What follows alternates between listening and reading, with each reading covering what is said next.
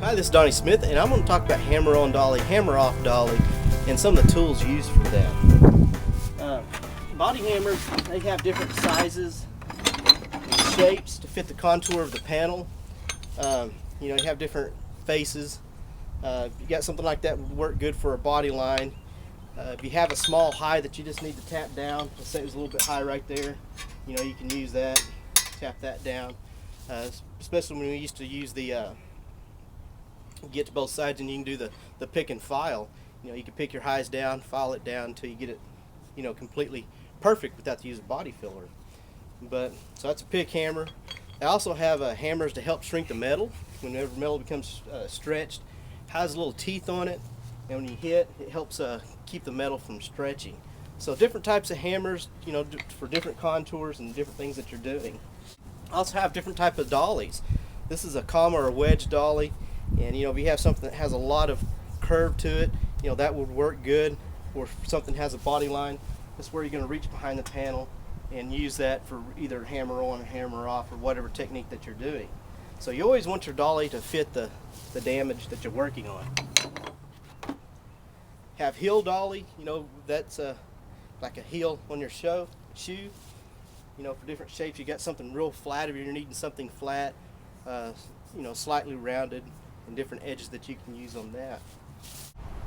Again, we got a toe dolly. It has a real nice flat area for something real flat. Has a low crown area and different shapes that you can use for that. And then we have a combination dolly, and this has quite a few different areas. Something curved, flatter. And this comes in real handy for a lot of different areas whenever you can use the hammer and dolly method. We also have spoons. These can work good. Let's say that I couldn't get back in here. You can kind of use this as a dolly to help pry up for areas you can't get to with the hammer. You can also use this for spring hammering. If you had a kink in a hood or something, like right here, and you wanted the blow to be spread out more than just a hammer face, you can put it right there and hit that like that and help spread the blow out. So that works good.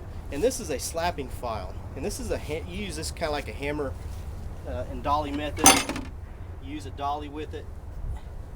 You push up on the lows here, and you can use this kind of like a hammer on dolly method, and then you slap the top of the metal on here like this. One thing you want to do is make sure when that hits it's straight.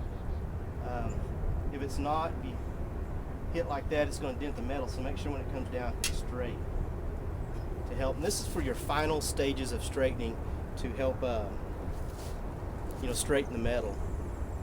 Used to work real good for metal straightening, metal finishing, but I still find it handy when I can use it when I have access to both sides of the panel. One thing about holding a body hammer, talk about that just briefly. You don't want to really hold it like a framing hammer, like you're building a house or anything. You want to leave your wrist, use more of your wrist, and I'll also kind of direct the damage in the direction I'm wanting it to go. So use your wrist, kind of a series of smaller strikes.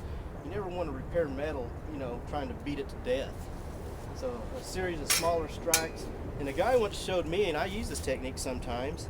I don't think this is really a textbook answer, but if you kind of point your finger towards the bottom like that, that helps you aim.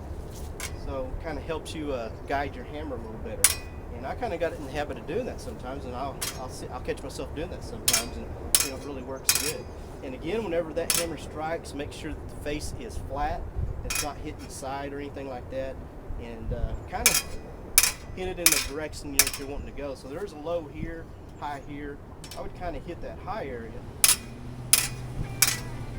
as I had the dolly or whatever method, stud welder gun pulling up to help roll that metal rather than just trying to force it.